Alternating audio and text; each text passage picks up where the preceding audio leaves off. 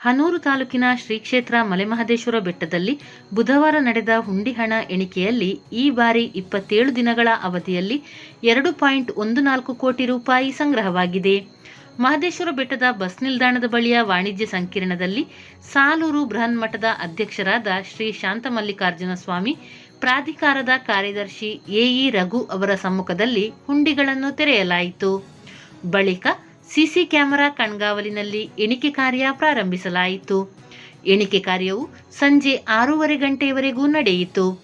ಸರ್ಕಾರಿ ರಜಾ ದಿನ, ಅಮಾವಾಸ್ಯೆ, ಅಯ್ಯಪ್ಪ ಭಕ್ತಾದಿಗಳು, ಓಂ ಶಕ್ತಿ ಭಕ್ತಾದಿಗಳು, ಮಕರ ಸಂಕ್ರಾಂತಿ ಹಾಗೂ ರಾಜ್ಯ ಸರ್ಕಾರದ ಮಹತ್ವಾಕಾಂಕ್ಷೆಯ ಯೋಜನೆಗಳಲ್ಲೊಂದಾದ ಶಕ್ತಿ ಯೋಜನೆಯ ಮೂಲಕ ಉಚಿತ ಪ್ರಯಾಣದ ಹಿನ್ನೆಲೆಯಲ್ಲಿ ಹೆಚ್ಚಿನ ಸಂಖ್ಯೆಯಲ್ಲಿ ಭಕ್ತರು ದೇವಸ್ಥಾನಕ್ಕೆ ಭೇಟಿ ನೀಡಿದ್ದರಿಂದ ಹರಕೆ ರೂಪದಲ್ಲಿ 2,14,40,939 ರೂಪಾಯಿ ನಗದು, 45 ಗ್ರಾಂ ಚಿನ್ನ ಹಾಗೂ 2.320 ಕೆಜಿ ಬೆಳ್ಳಿ ಪದಾರ್ಥಗಳನ್ನು ಹುಂಡಿಗೆ ಹಾಕಿದ್ದಾರೆ.